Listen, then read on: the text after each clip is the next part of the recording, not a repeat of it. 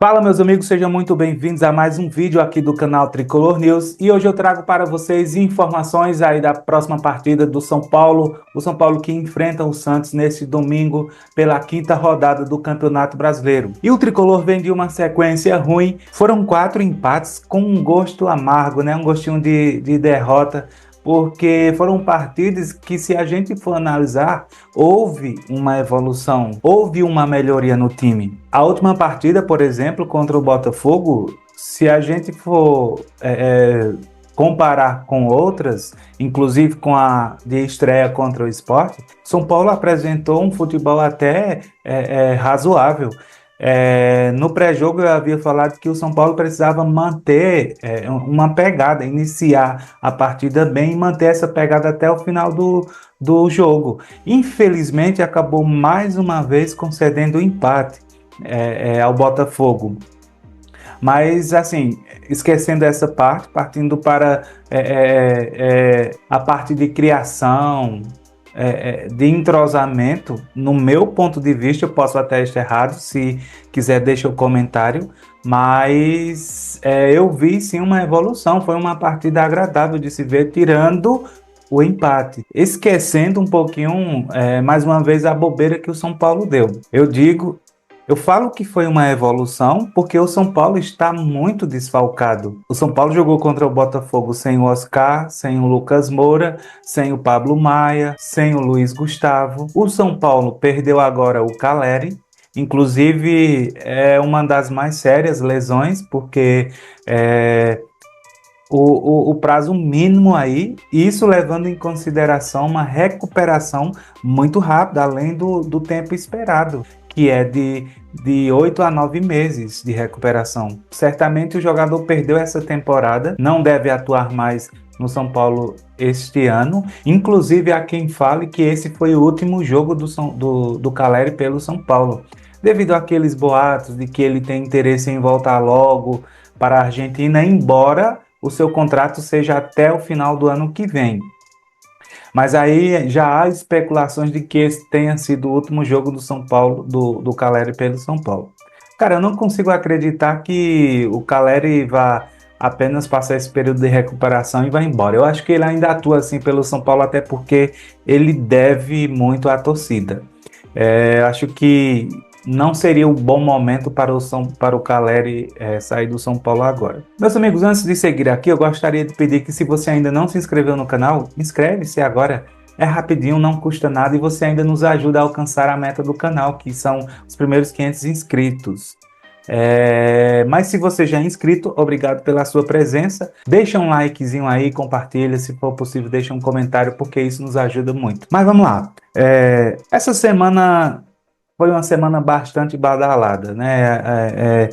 A questão do Zubeldia sai, não sai, mas aí houve aquela declaração, né, da direção do São Paulo que o Zubeldia desceria do ônibus neste domingo contra o Santos, e de fato isso aconteceu. Amanhã o Zubeldia será o técnico do São Paulo ainda. A gente não sabe até quando. Eu vi o comentário de alguém falando que isso não passa de especulações da mídia, porque a janela de transferência está fechada. A gente está no intervalo entre a janela do início e a janela de transferência do meio do ano. Então, não existe possibilidade de negociações de jogadores agora, e por isso a mídia joga para o técnico, no caso o Zubeldia, né? Ainda sobre aquela discussão do Alan Franco com o Luciano e que o André Silva acabou se envolvendo, eu sinceramente acho que o André Silva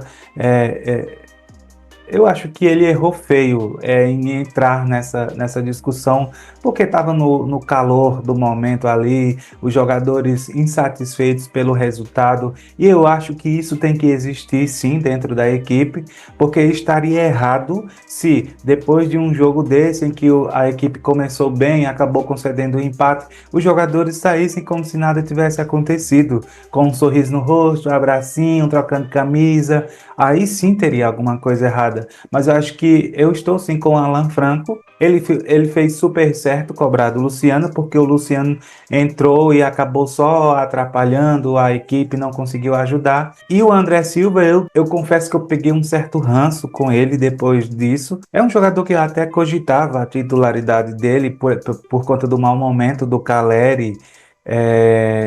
O Zubeldia não dá tanta oportunidade para o Rian Francisco e eu até torcia pelo André, mas eu confesso que eu fiquei meio com o pé atrás agora depois desse acontecimento. Se a intenção dele era apaziguar a situação ali no momento, eu acho que ele não deveria ter feito aquilo que ele fez, né? Falar com o Alan Franco daquela forma, mandar ele para aquele lugar. Então eu acabei um pouquinho quebrando o encanto, né, com o André Silva. Ouvimos muitos boatos também sobre a possível negociação do Dorival com o São Paulo, aí acabou envolvendo aí outros times, inclusive o Corinthians, dizendo que a gente viu aí boatos de que estava quase fechado com o Corinthians, mas eu acho que está um pouquinho complicado, o Corinthians não vai aceitar as condições que o Dorival pede no momento, e a mídia fala muito em relação a Dorival e São Paulo, que a diretoria de São Paulo tem um certo carinho ali, um certo apego ao Dorival.